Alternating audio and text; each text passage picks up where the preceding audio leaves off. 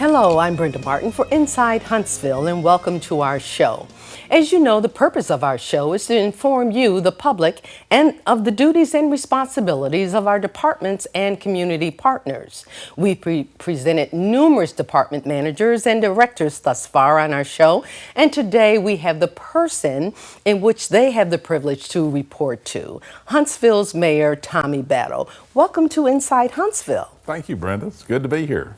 Well, if anyone knows what's going on in City Hall, it would be you, and I'm anxious to hear the details. But before, let's talk about the man who wears the hat. Tell us a little bit about your background, and for those young professionals who's interested in perhaps coming into the political world, how did you get there?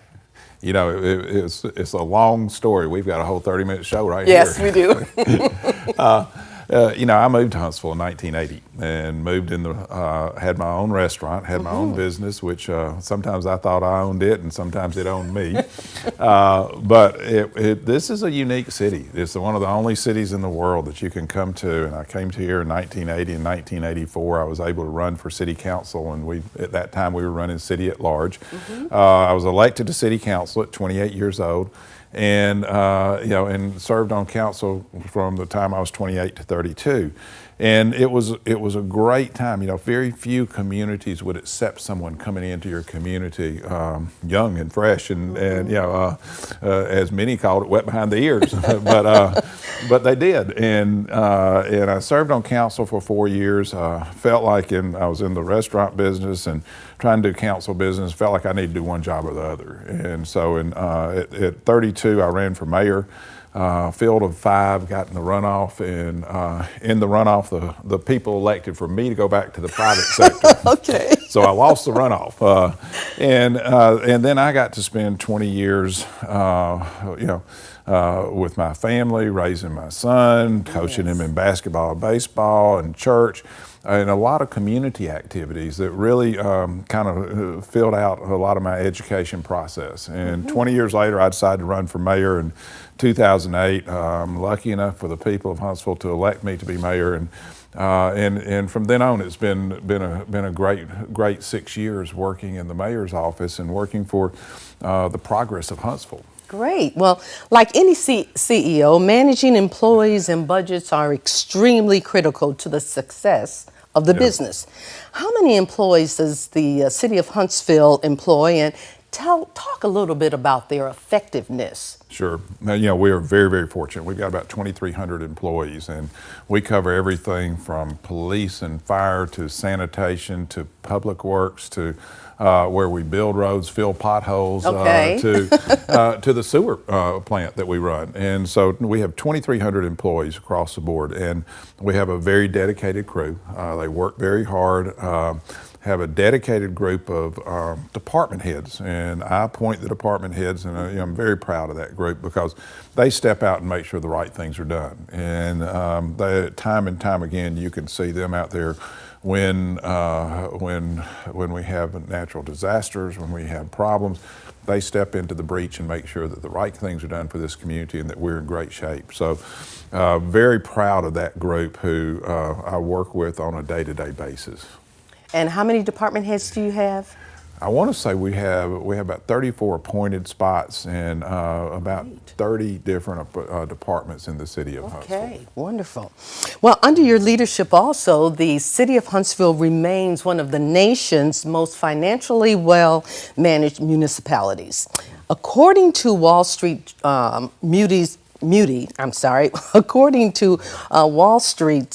rating firms, Moody Investor Services and Standard & Poor's, they both have issued Huntsville a AAA credit rating. Sure. Now, tell us what that means to the city of our citizens. You know, that is just like when you go get a credit report. When you go to buy a house or you go to borrow to buy a car, you get a credit report and you have a credit score. And this is almost a perfect credit score. AAA rated means that our rating by the credit rating agencies is higher than the state of Alabama. Higher than the U.S. government. And so, we are AAA rated, and there are very few municipalities across the country which are AAA rated also. It means that we have a good source of revenue. It means that we have a good plan on how we're going to spend that revenue. We have a good plan on how we're going to grow our community over the next 10, 15, 20 years. It means when they look at the whole financial picture of the city of Huntsville, that they think we're doing okay. So now, where does this lead us in terms of financially? I mean, what can we do with all that? Well, what that means is that when we go regularly to the bond market, and we have a scheduled structure for every 2 years. We go to the bond market and we bond out our capital expenditures. A lot of them roads, a lot of them things that last more than 10, 15, 20 years, things that will be around for a while. Schools, roads, new school buildings, things like that. And quite frankly, we're able to borrow at the lowest rate possible that you can borrow at. I think the latest group of refinancing we did was about a little bit over 3% was our interest rate, and that means that we're able to put the citizens of Huntsville's taxpayer dollars to use in the best and most efficient means possible. By doing that most efficiently, we can make sure that we have that we get more projects for our dollar rather than less. And because we have such a low interest rate, we're able to provide lots of more money to be able to use for public services. We just went through and refinanced $100 million worth of bonds probably 2 weeks ago. And off of that $100 million worth of bonds, there was $7 million worth of tax savings because we were able to refinance those at a lower rate than what they were actually rated at when they were first issued. And at that lower rate, we saved $7 million of the taxpayers' money on that. And that's $7 million means that $7 million goes into services to the community rather than being paid for interest on a bond. Great, great. Well, talking about rating success, this leads me to my next question. I saw a press release not too long ago that said jobs, jobs, and more jobs coming to Huntsville. Tell us more about that. Oh, we've been very fortunate, and in the past 6 to 8 months, we've had a very good run on the job market. We started off with GE Intelligent Platform, which added 80 jobs to the community. We had the Boeing Center of Engineering Excellence, which added 400 jobs to the community.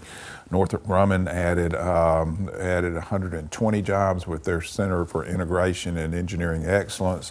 Verizon added 300 jobs to their call center. Of course, Remington came in, and Remington will eventually ramp up to 2,000 jobs, and I wouldn't be surprised to see it go more than 2,000. At the Farnborough Air Show, SES announced that they would be doing 450 more jobs over the next 5 years. So we're seeing a lot of job growth in our community, and that job growth in our community doesn't just affect Huntsville. That affects Huntsville, that affects Madison County, the city of Madison, but a whole 14-county area all the way across North Alabama and even into South Tennessee, because our job market, our employment center here, gathers employees from that whole area to come in and work in the city of Huntsville.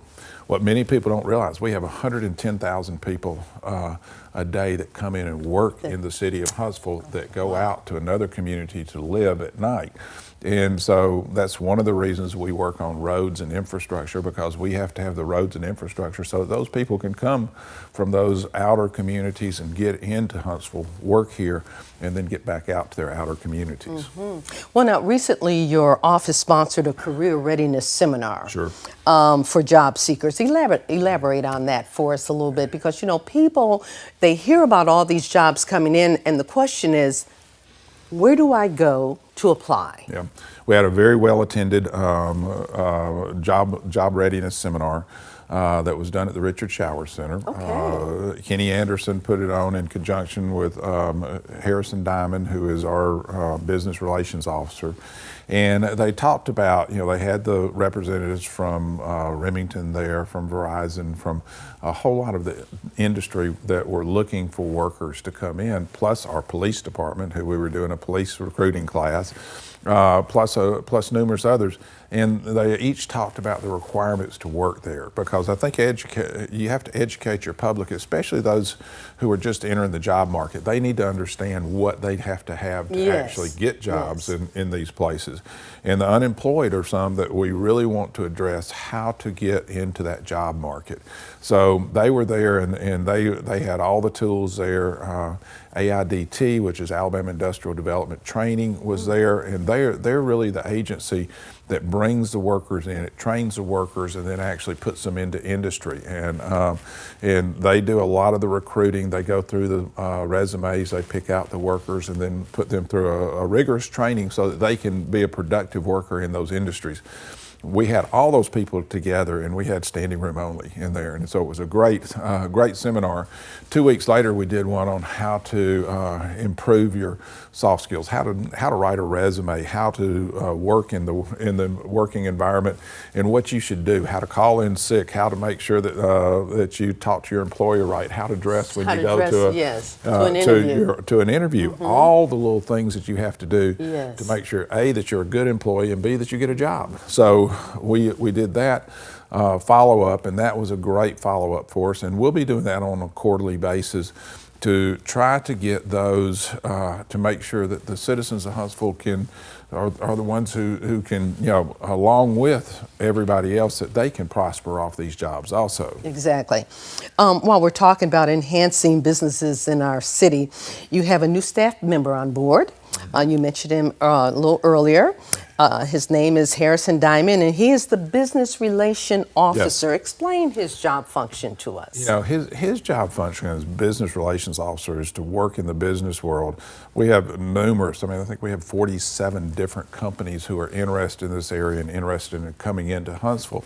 It takes a lot of coordination between the city and the Chamber of Commerce and the Airport Authority and all these other entities to make sure that we coordinate and get these companies the information so that they can look and see if this is really the place that they want to locate and they want to be a part of. And that coordination is his responsibility. He's also responsible for working with smaller businesses that we really have to get out and talk to on a regular basis to help them grow in our community, because the small businesses that can grow to big businesses are the companies that you want. They're going to stay in your community. They're going to locate in your community and be part of our community.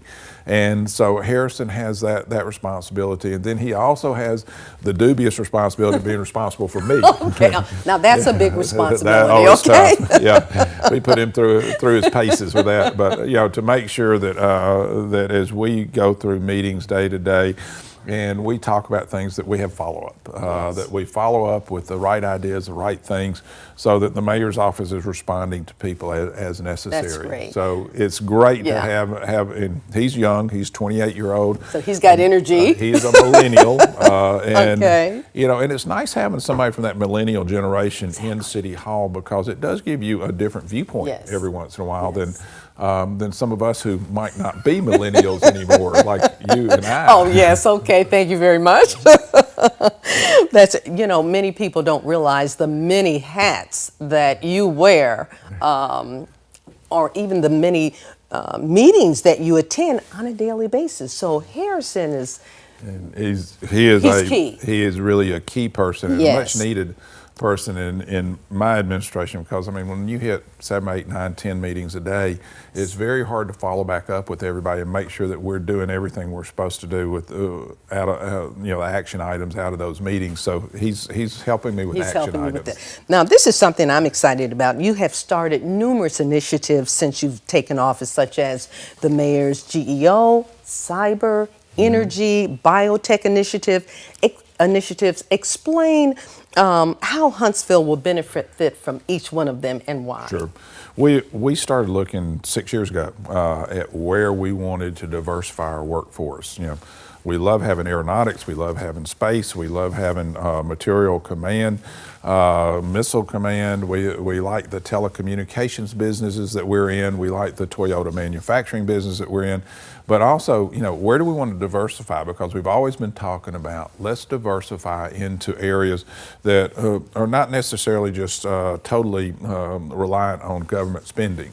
So we started off with Energy Huntsville Group, where we started working in the energy field, because that's a field that's never going to go away, whether you're talking about cogeneration of energy with nuclear power, solar power, wind power, or you're talking about conservation of energy. You know, that's a world that we have. We were amazed to find how many companies we had that were already working in the energy field. Getting them together and getting them taught together meant that they could start working and partnering on contracts, subbing and priming together, using each other's expertise to leverage future jobs. And we did the same thing in the cyber world. You know, how the computers taught to make decisions and make us interconnected. How do we work in that cyber field? Because it's one of the largest growing fields in the DoD budget, but not only in DoD, but out in the world when you're talking about your electric grid, when you talk about your energy grid, when you talk about banking and financial.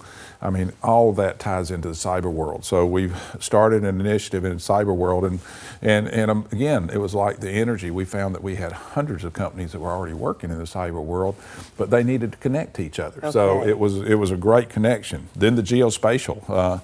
Geospatial is mapping and the intelligence world that ties back to mapping.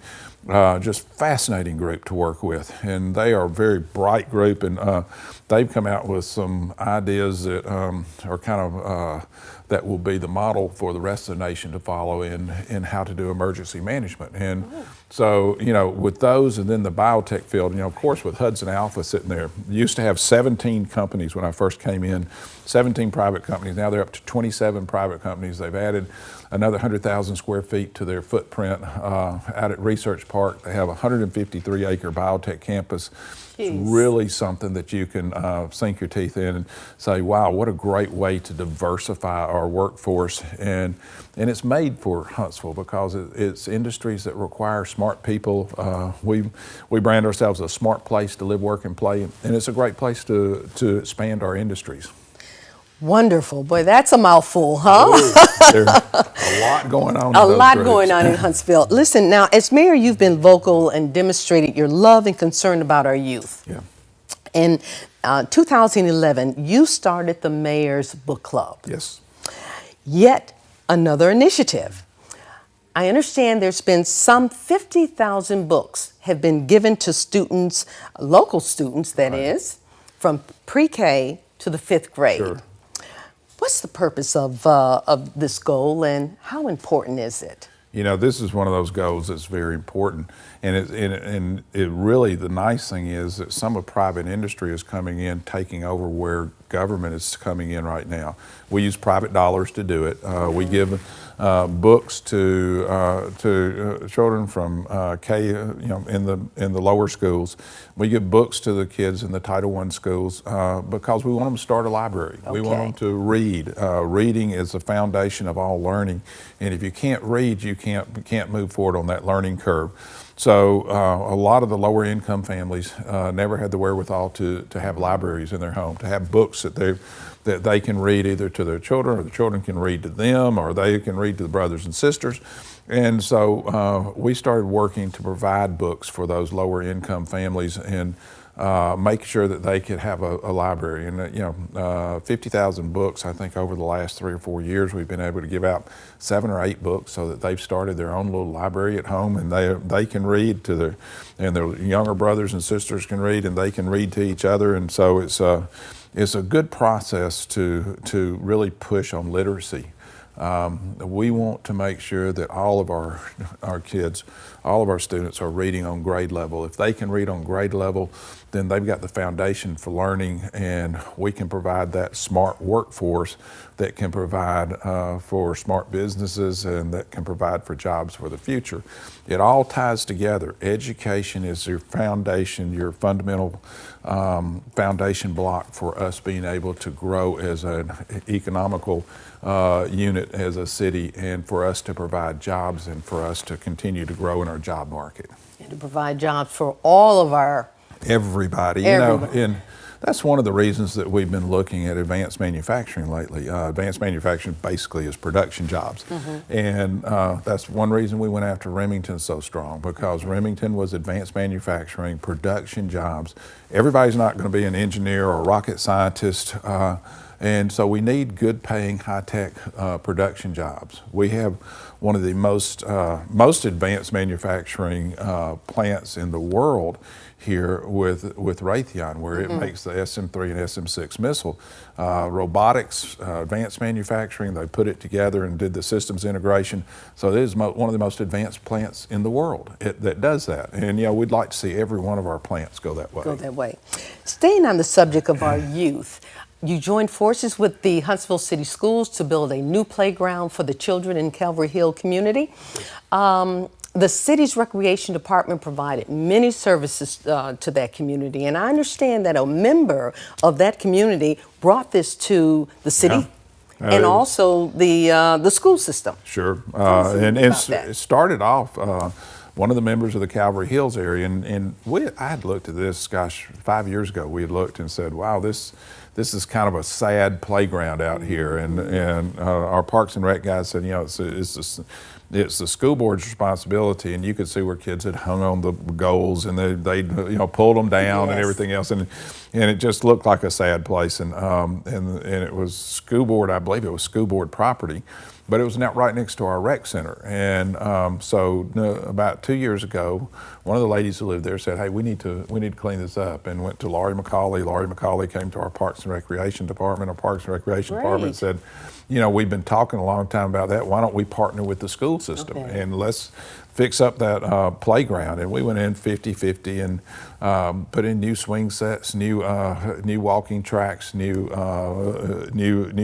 basketball goals, and everything else. And really, we're able to take something that kind of looks sad and left out of the quotient of really being progress in the city of Huntsville, and got it back to the state where it really looks like it's something that the kids young can kids enjoy. would want to enjoy and play on. And and that's kind of the way that I think governments ought to work together. I mean, we worked with the school board worked with us. Yes. And it's a great way to show that we're using, that we're working together to make progress. Mayor, there's so many things I want to talk to you. My producer tells me I've got a few more minutes, but let me ask you this. As mayor, you need to make more time. For sure. As mayor, you've always sought input from our citizens, and you've implemented a process called Connect. Yes. Huntsville Connect. Tell us a little bit about that. Well, Connect, and anybody who's not on the system needs to get their iPhone and go on the system and get signed up for Huntsville Connects, because it means that if you go out and you see, it's a big city. We're 219 square miles, and if you go out and you see a pothole and it's in my neighborhood and I want to get it fixed, you take a picture of it on your iPhone. iPhone sends a message in to Public Works, says there's a pothole near here that needs to be fixed, and by the way, it is located right here, and it's located from where you took the picture, and the Public Works knows to come out there, fix the pothole, and then they send you back a note saying, "Hey, we fixed it." Great system getting city services.